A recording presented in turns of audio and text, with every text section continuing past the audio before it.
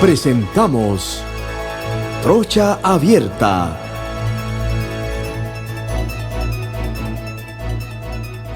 Bienvenidos a todos los que me están sintonizando a través de la gran cadena KW Continente a nivel nacional.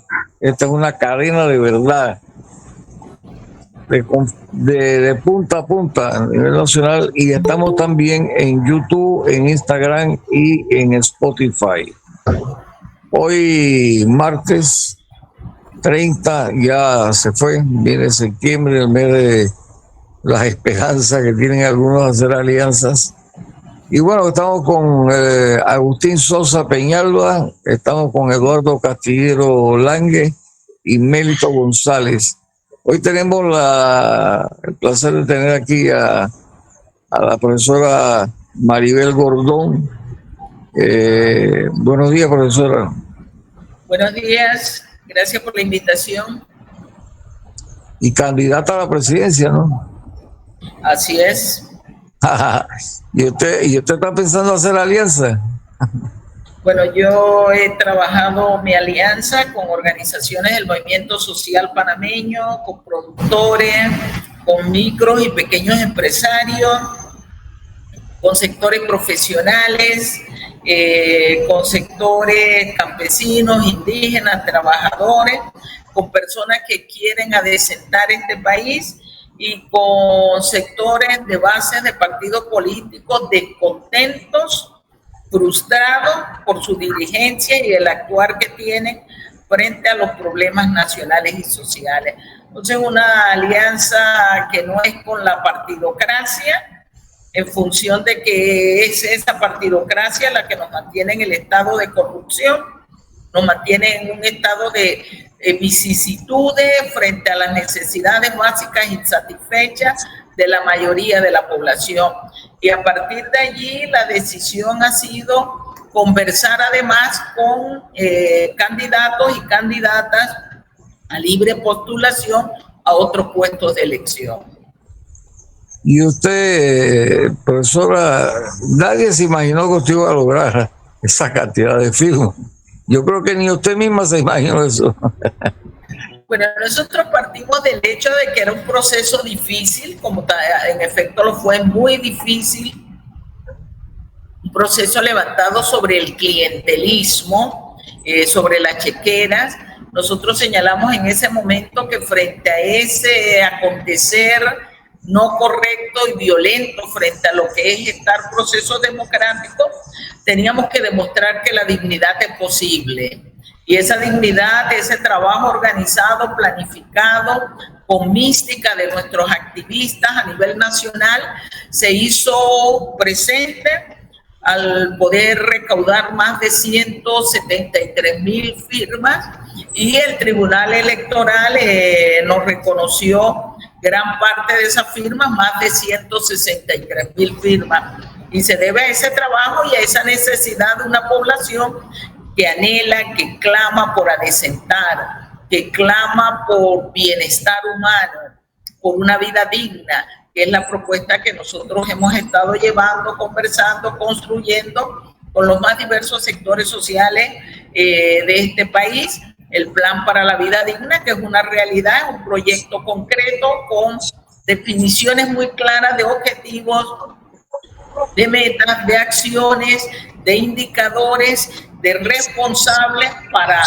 trabajar por una economía que decimos no basta con crecer. El crecimiento económico ha sido un crecimiento que ha generado pobreza, crecimiento con pobreza, y nosotros a lo que estamos llamando es a desarrollo económico, que significa crecimiento, sí, pero bienestar humano como elemento fundamental del quehacer social. Como aquí en el programa lo que pretendemos es que las personas que nos escuchan tengan conocimiento de la verdad de los candidatos, lo que ellos expresan. La gente la ha tildado a usted de izquierda. ¿Es usted de izquierda?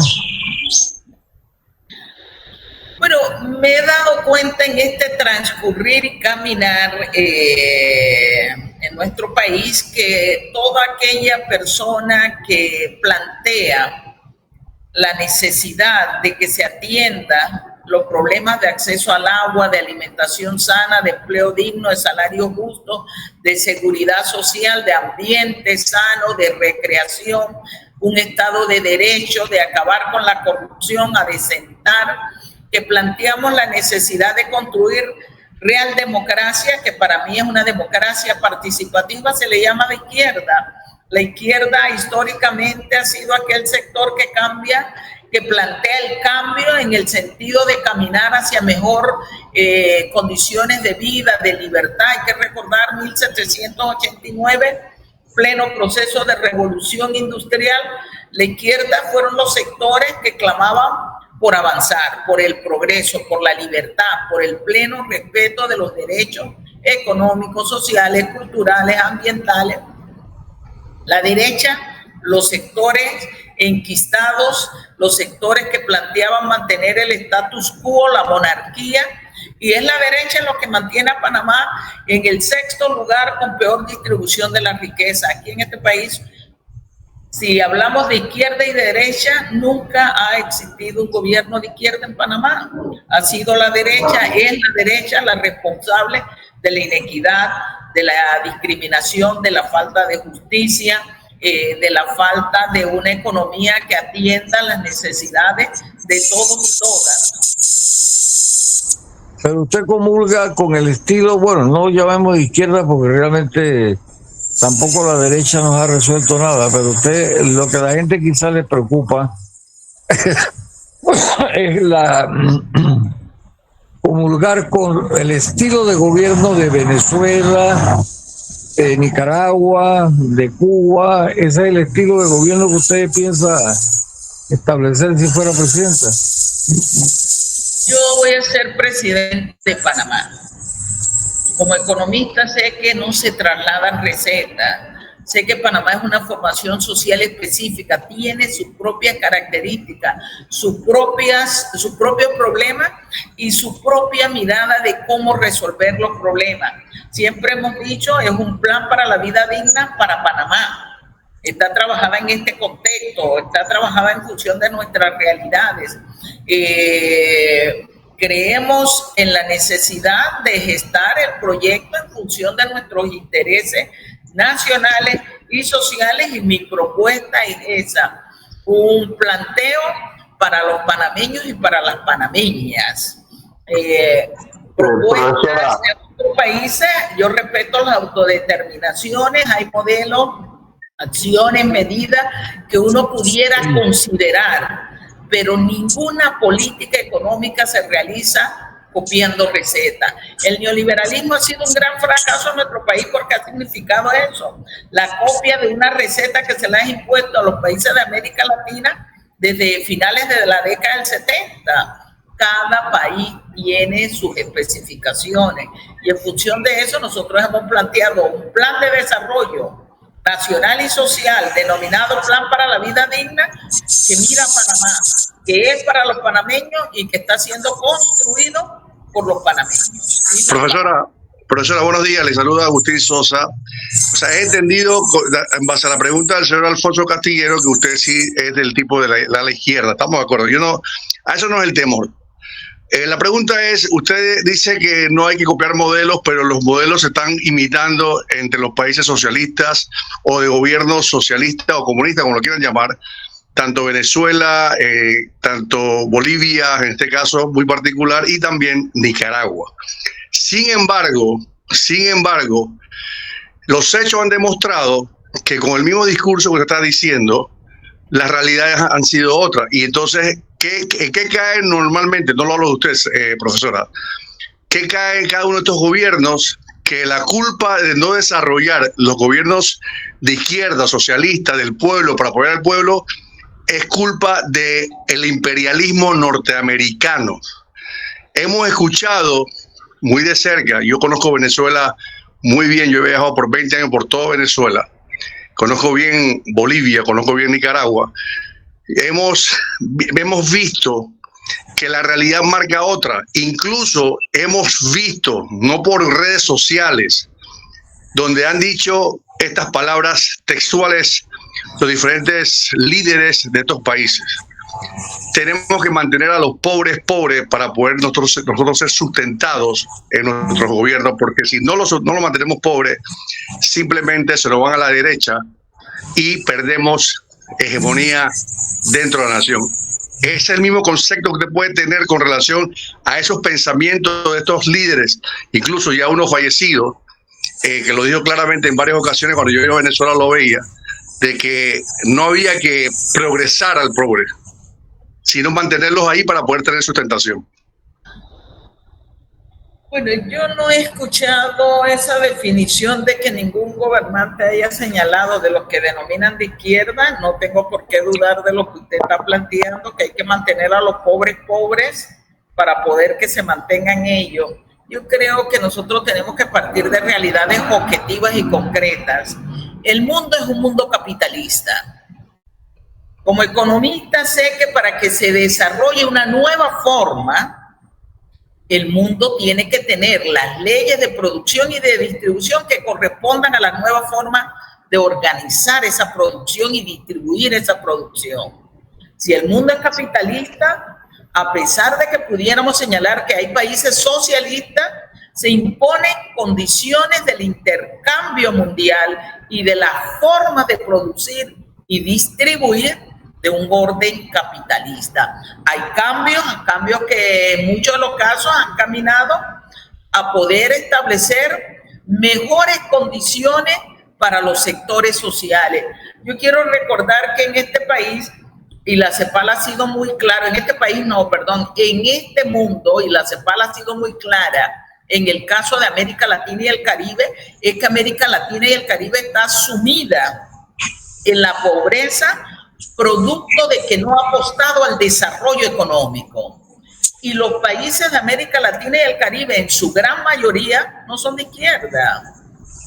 Son países que conviven con gobiernos, algunos con planes nacionales de desarrollo, otros con gobiernos de izquierda y otros con gobiernos de derecha. Me pongo en el punto de Panamá. Desde 1903, Panamá ha sido un país dirigido por la derecha. Ocupamos el 6º lugar con peor distribución de la riqueza. Casi un 20% de la población está en pobreza. Casi 1 millón de panameños no logra alimentarse adecuadamente. Medio millón de panameños está que no se alimenta o que no recibe un plato de comida al día. Un desempleo que alcanza aproximadamente, según cifras oficiales, el 9 y 10%. Una informalidad del 60%. Entonces, cuando valoramos esto, nos preguntamos si es un problema del ordenamiento, porque en Panamá es claro en la connotación de derecha.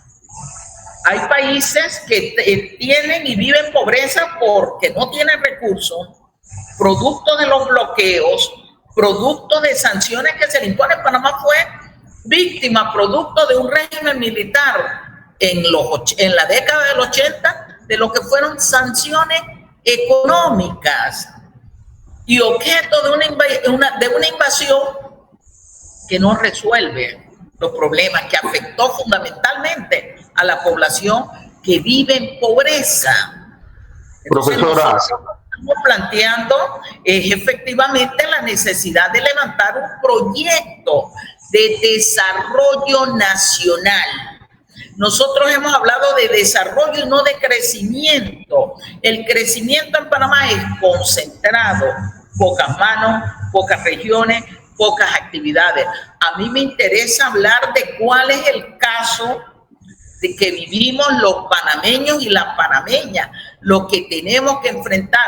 Los otros países, en función del principio internacional, el principio del derecho internacional de autodeterminación, tienen que buscar sus formas de realización como nación para vivir en paz, para satisfacer necesidades en el pleno respeto y marco de lo que nosotros consideramos los derechos humanos, derechos que son vulnerados en muchos países. Hace unos días, el fin de semana, veíamos, por ejemplo, toda la connotación de situación que se está dando en países denominados desarrollados, producto de un proceso de inequidad, de desigualdad. Profesora, Lo que vivimos, por ejemplo, el fin de semana en algunos de los estados de los Estados Unidos. profesora, Eduardo Castillero le saluda.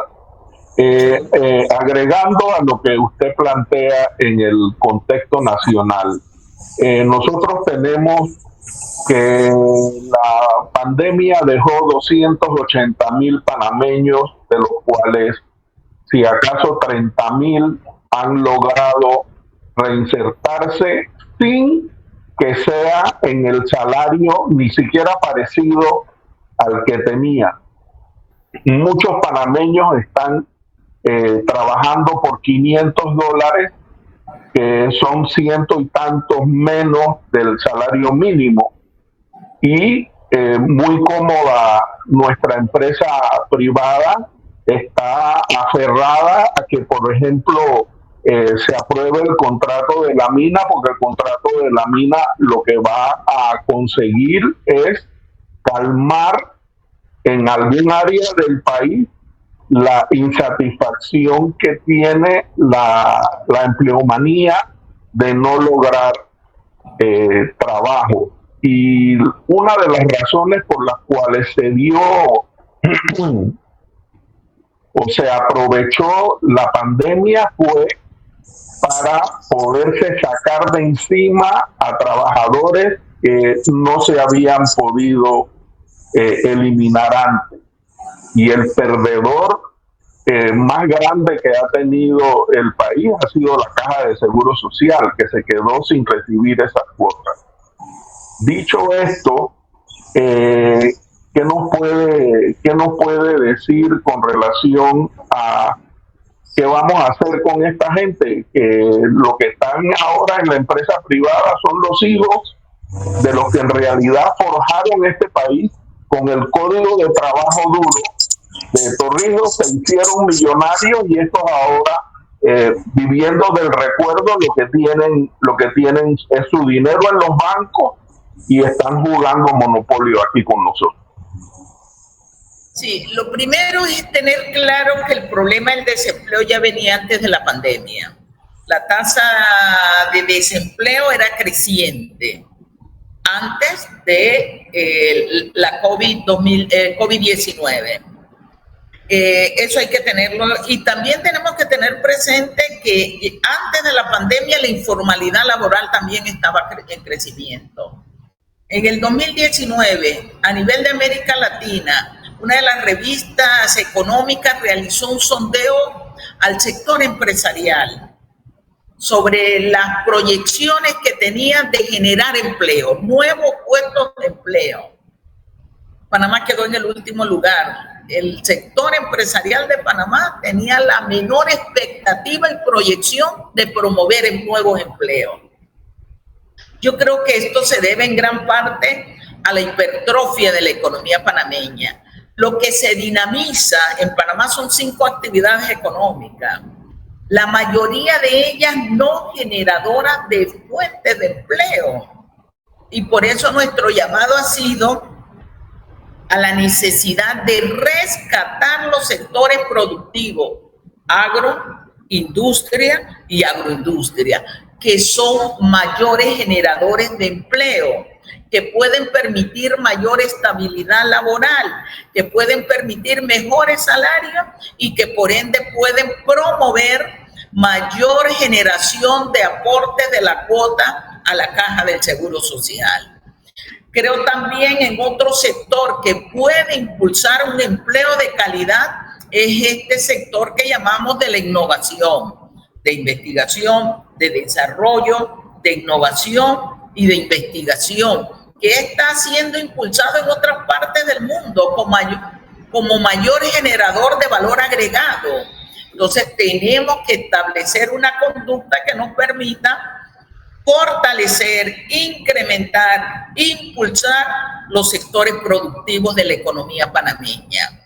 Yo creo que eso en el tiempo nos da más sostenibilidad, nos genera menos presión de las áreas rurales a las áreas urbanas, permite recuperar poder adquisitivo, porque lo que sí es cierto es que Panamá no puede seguir apostando a un proceso que denominan de productividad para la competitividad sustentado en bajo salario, porque eso contrae la economía nacional, no permite a ese empresario de la micro y pequeña empresa gestionar procesos, porque si la población tiene un poder reducido que se incrementó y profundizó producto de unas medidas de política económica incorrecta por parte de este gobierno para enfrentar lo que fue la pandemia, estamos llamando a que efectivamente lo que los economistas denominan el flujo circular de la economía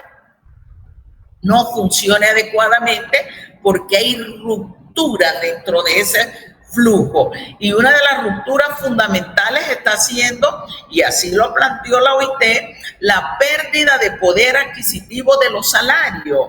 22.6% de pérdida de poder adquisitivo entre el año 21 y 22. Entonces estamos cerrando puertas, y como usted bien decía, la pandemia fue aprovechada para flexibilizar normas de trabajo en términos del despido a la fuerza de trabajo, la reincorporación de algunos y no todos los 300.000, casi 300.000 trabajadoras que se fueron a casa con contratos suspendidos y salarios suspendidos.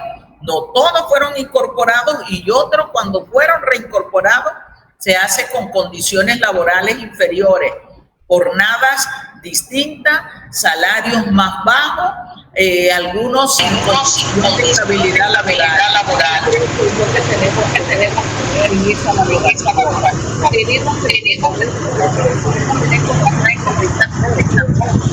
del contexto nacional que tengo que hacer a los seres humanos.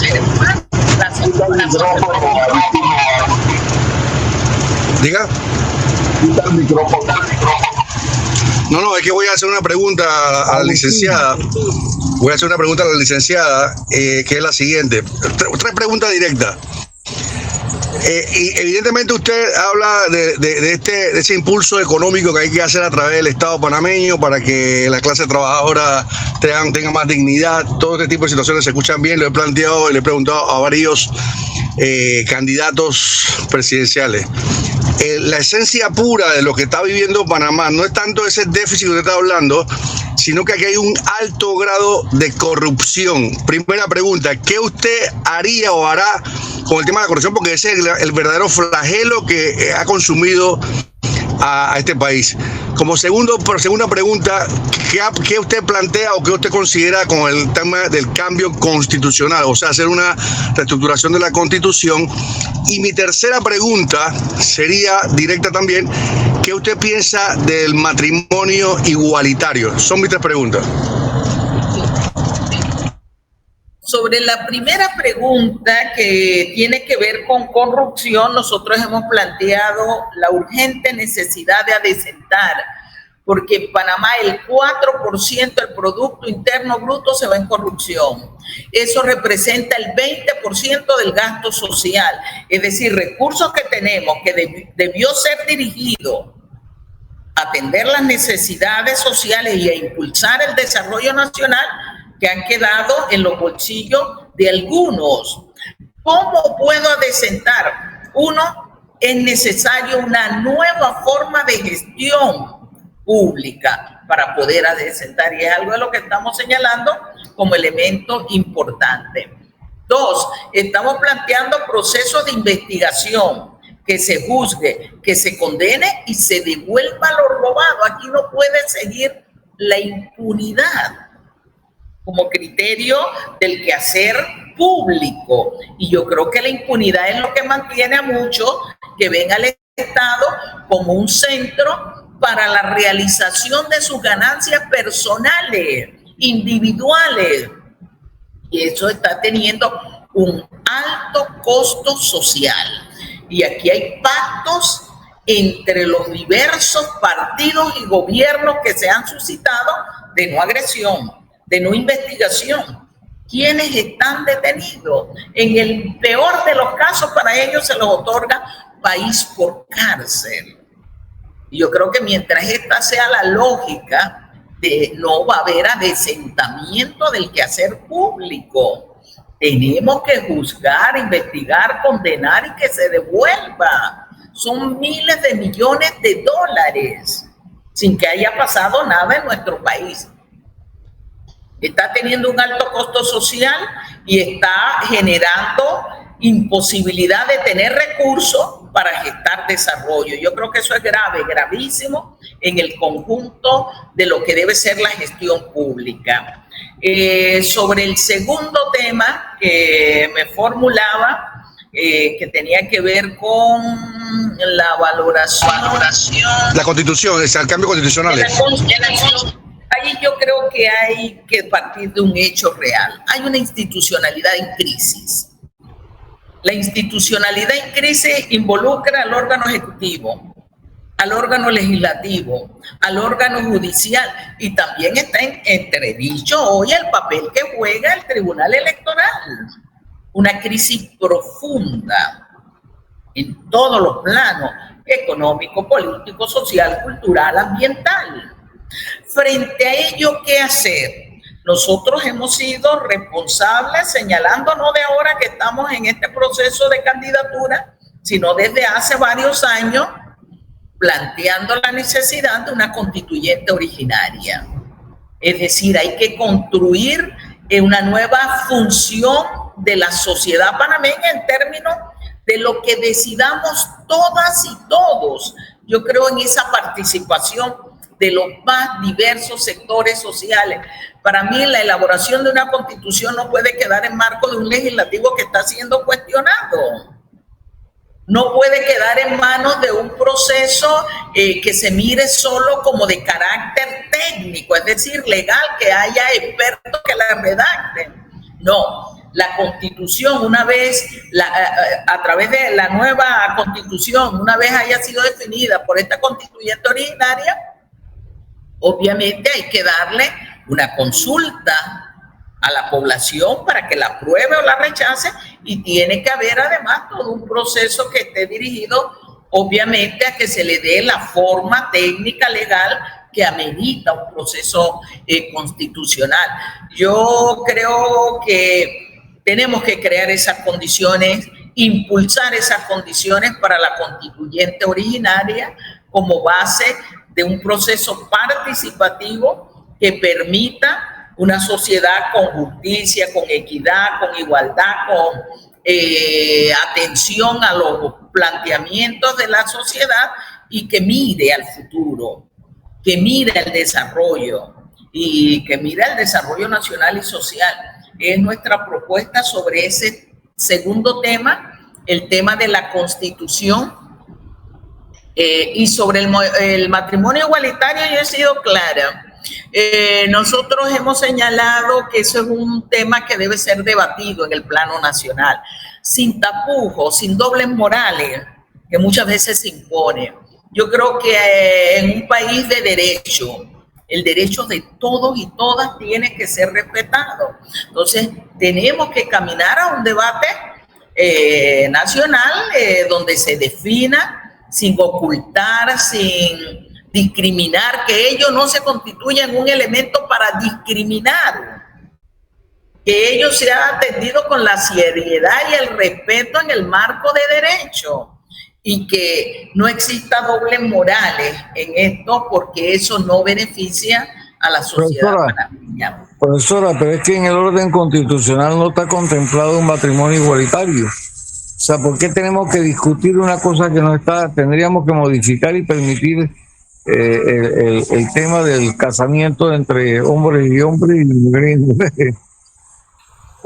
Mi planteamiento es el siguiente: si la sociedad panameña cree que estamos en un momento, la Constitución, ya hemos dicho, ha quedado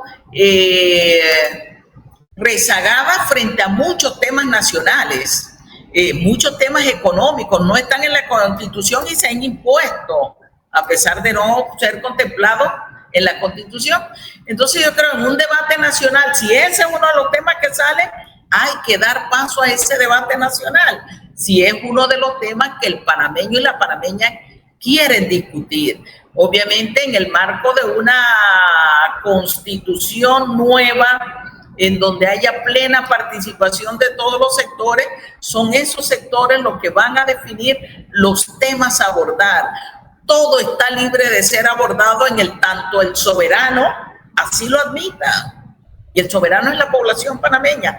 Si para los panameños ese no es un tema que debe ser debatido en estos momentos, el panameño, el pueblo panameño, la sociedad panameña lo define. Esa es mi visión. Pero ¿cómo van a palpar, a medir que la sociedad quiere o no quiere el tema del matrimonio igualitario? ¿Cómo lo van a medir?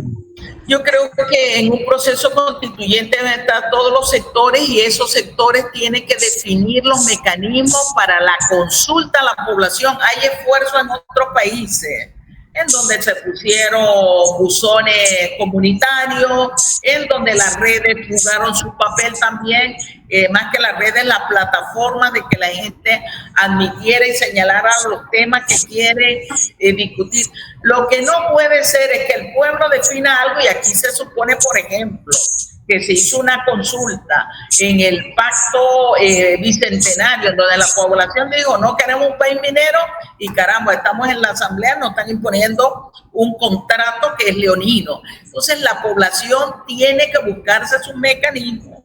Hay varios mecanismos donde va a definir los temas que quiere abordar, porque no se trata solo de los que están representados, sino de volcarse a la población, hacer la consulta, los temas y posición frente a esos temas.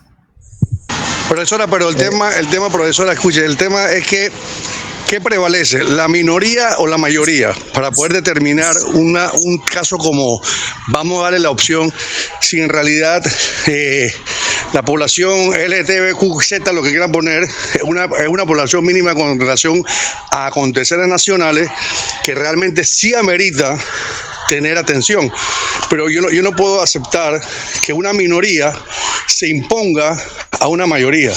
Entonces ahí yo la cuestiono de que por qué darle esa opción en un momento dado cuando su incidencia dentro del país es totalmente minoritario, y que bajo cualquier esquema, usted que maneja la izquierda, sabemos y saben que aquí hay dos tipos de género, pero yo veo que usted lo remarca cuando dice todos y todas, y ese es un léxico que normalmente usan las personas que están, por eso fue mi pregunta, el apoyo a este grupo de personas que son minoritarios en un país y que no amerita atención del Estado. Bueno, el todos y todas ha sido una reivindicación puntual del movimiento, por ejemplo, feminista, que se ha visto invisibilizada históricamente. Por eso siempre hablamos de todos y todas. Yo creo e insisto, si ese tema no sale, no va a ser considerado en la nueva Constitución. Yo creo que esos constituyentes tienen que enmarcarse en intentar buscar los consensos nacionales, más allá de mayorías y minorías, consensos nacionales. Lo que dé como consenso nacional debe ser establecido en la nueva Carta Magna. Entonces, es precisamente esa población, usted dice, son minorías las que quieren que eso se discuta, no va a salir en el tema. Son mayorías los que quieren que se discuta, va a salir en el tema. Tenemos que dar esa oportunidad, y no solo de ese tema, hay muchos temas neurálgicos. Por ejemplo, en algún momento se estuvo discutiendo otros temas que tenían que ver con el carácter de algunas drogas de uso medicinal, que vimos también toda una discusión en una población que tenía opiniones diversas. Creo que al final hay como un consenso de que en el plano medicinal, y sobre todo para hacer justicia a una población que padece un conjunto de enfermedades, la población decía en el plano medicinal sí. Entonces, ese es el debate que yo creo que tenemos que tener, un debate sin tapujos. un debate en donde los temas que decida la sociedad panameña, la población, que se discutan, sean discutidos. Esa es mi posición como referente a estos temas, que sé que son temas difíciles, sé que son temas que aún no se han producido una discusión seria, un debate serio, donde hay algunas personas que tienen su posición claramente determinada y eso hay que respetarlo de uno y otro sentido. Hay otra población en el conjunto nacional que aún no tiene una valoración de qué es lo que debe ser y no debe ser. Entonces, en ese plano, yo siempre creo en la participación, en la discusión real, en los debates reales y en la toma de decisiones, ojalá en el marco de los consensos. Recientemente... Mélito, espérate un momentito, Mélito, antes de cambiar el tema al tema minero, ¿tú no tienes nada que preguntar? No, es que no lo voy a cambiar. La mina, no voy a hablar de la mina, sino el mismo tema. Tengo entendido que recientemente la Contraloría hizo una encuesta donde la mayoría de los panameños, más del 70%, dijeron no al matrimonio igualitario. Pero no quiero, nada más quería aclarar eso, pero sí quería hacer una observación. La izquierda realmente ha funcionado en décadas pasadas, el siglo pasado y el anteriormente, para traer grandes logros a la sociedad. Es lo que la gente a veces no entiende o no contextualiza. Tenemos, por ejemplo, la educación pública, la salud pública, la caja de seguro social, el código de trabajo, las empresas públicas de servicios públicos, la educación gratuita. Todos estos son logros de la izquierda, ¿no?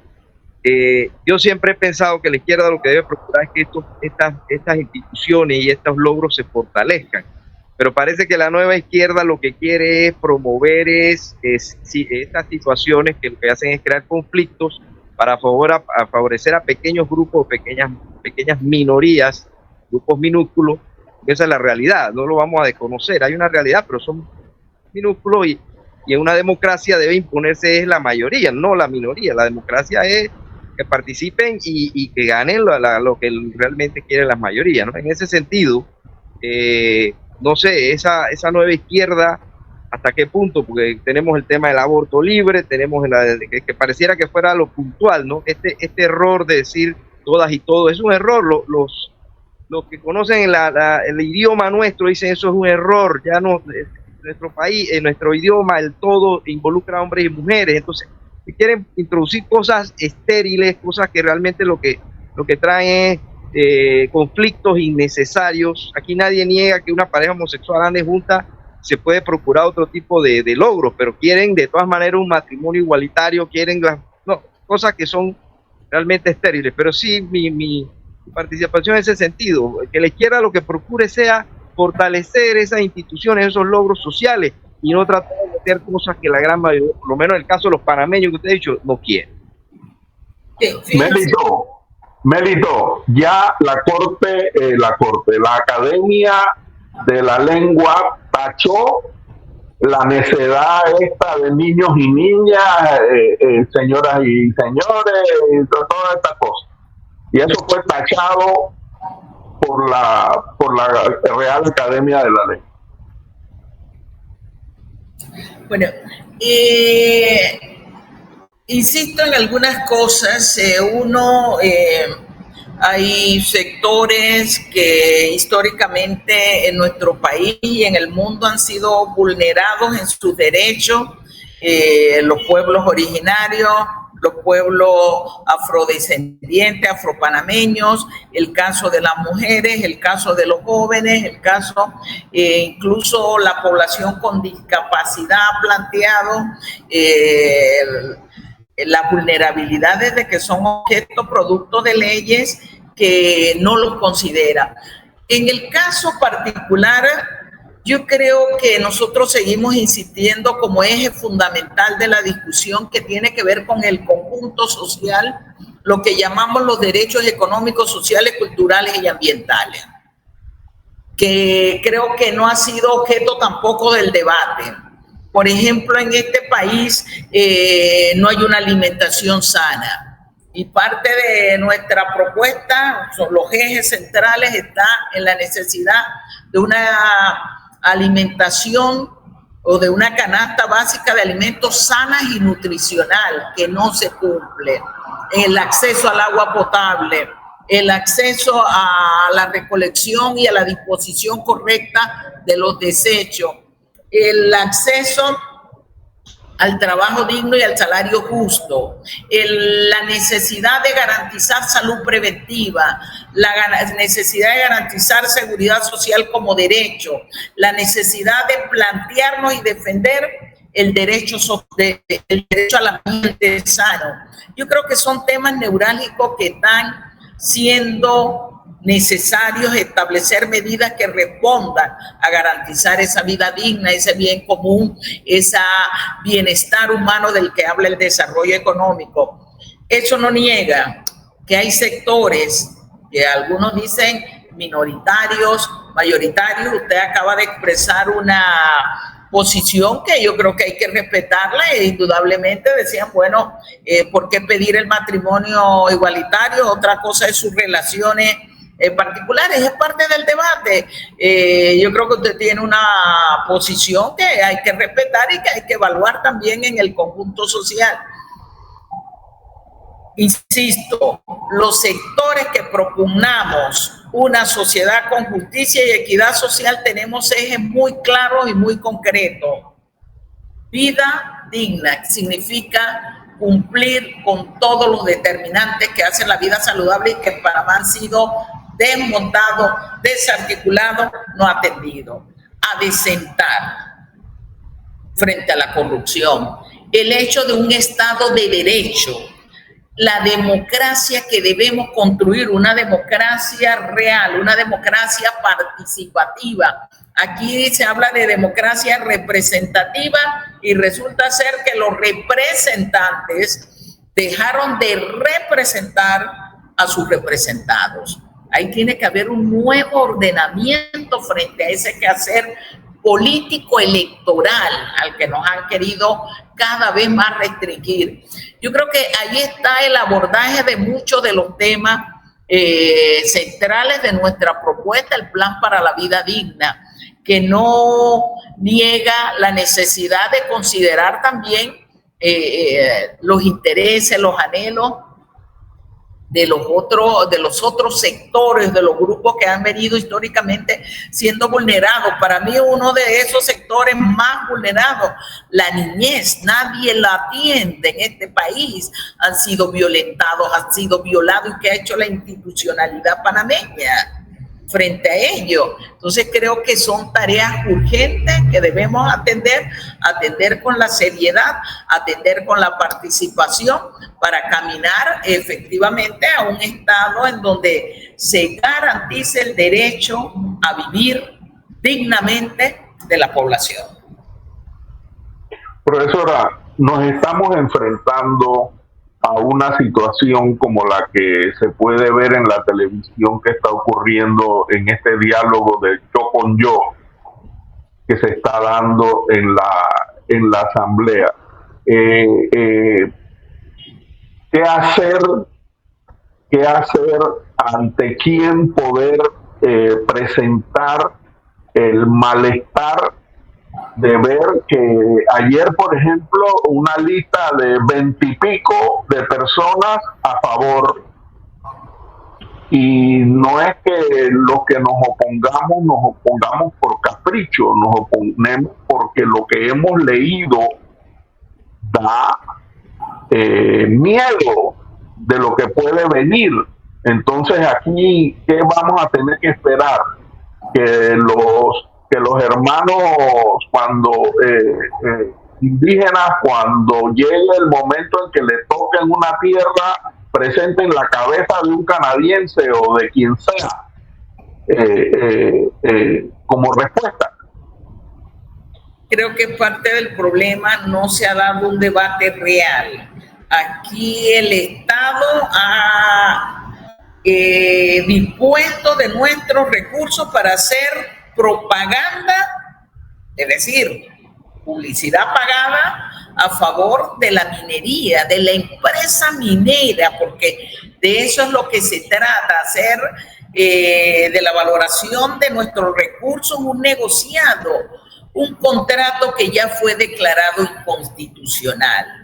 Un resultado de la Corte Suprema que decía que no podía irse a un nuevo proceso de manera directa, sino que tenía que establecerse una licitación, llamados a otro. No se hizo. Un contrato que es leonino, sigue siendo tan leonino o más leonino que el anterior. Un contrato donde se garantiza la ganancia de la empresa, pero que se le da un estudio de impacto ambiental vencido. Vamos a eso, un estudio de impacto ambiental vencido, pero además un estudio de impacto ambiental que está en función de lo que dice la empresa. Y lo lamentable, un Ministerio de Ambiente de Panamá que hoy incluso está colgando propaganda a favor de la actividad minera a cielo abierto, con tecnología de lixiviados que afectan la salud, los recursos naturales y afecta la proyección de desarrollo de nuestro país. Un proyecto que atraviesa el corredor biológico mesoamericano, corredor que ocupa el sexto lugar con mayor biodiversidad en el mundo. Un contrato, que establece una serie de prerrogativas que violentan la soberanía nacional. Entonces lo que estamos viendo es que aquí se está privilegiando intereses que se salvaguardan, los intereses de la minera, que obviamente para ellos su lógica es la ganancia, pero los intereses de un grupito del sector de poder económico que desde 1903 viene vinculado a todo lo que ha sido los procesos mineros, no porque ellos sean mineros, sino porque obtienen concesiones en nuestro territorio para luego negociar con las empresas mineras. Y yo creo que en eso hay que adecentar. Eso es corrupción, eso está atentando contra los intereses. En tema ambiental genera externalidad negativa. Cuando le resto la externalidad negativa al Producto Interno Bruto, el resultado puede llegar a ser hasta negativo. Aquí se ha hecho una falacia en términos publicitarios de la cantidad de empleo que se genera. La fuente del dato no es ni siquiera la fuente oficial y comienzan a hablarse de los empleos directos que han estado de entre 4,000 y 7,000 sin corroboración, porque Mitradel no ha dado una cifra exacta de contrato y la calidad de ese contrato, y una fuente de verificación que puede ser la Caja del Seguro Social. ¿Qué tanta de esa gente está pagando a la seguridad social? Pero es una población que va a terminar enferma, como ha pasado en cualquier parte del mundo, producto de que la propia OIT señala la actividad minera como una de las más riesgosas en materia de salud ocupacional. Pero además de eso, hablan de empleos indirectos, de empleos inducidos que son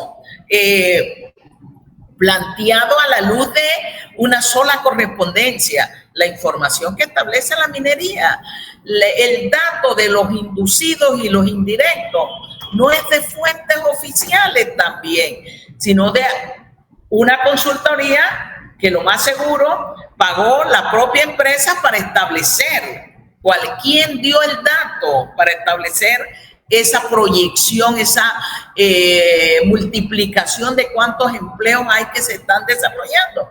Pero son los mismos que han utilizado en diversos momentos para decir hay una valoración de generación de empleo que no es tal.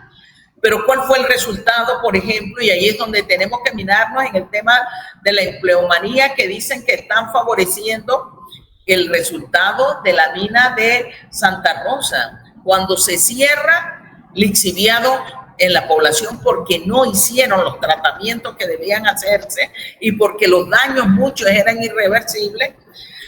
Población que quedó desempleada, pero además a las cuales no se le pagaron sus prestaciones. Y en el caso del área de Coclé, Colón, de la minería, hay que recordar un primer ejercicio donde Uno de los empresarios fue condenado porque a pesar de descontar las cuotas a la seguridad social, nunca la trasladaron a la institución. Hoy quieren presentar eso como uno de los elementos cuando siempre fue posible plantearse lo que los economistas denominan costo de oportunidad, es decir, otro conjunto de actividades que sin el daño al ambiente y a la salud generan fuente de empleo. La producción agropecuaria. Profesora, perdona que le interrumpa, pero lamentablemente el tiempo se nos fue. Le agradecemos muchísimo haber participado con nosotros aquí en Trocha Abierta. Las puertas están abiertas cuando usted lo tenga bien. Y tenemos que despedirnos, pues, de los oyentes de Trocha Abierta en cada continente. Bueno, gracias por la invitación. En el tema minero nos oponemos al contrato.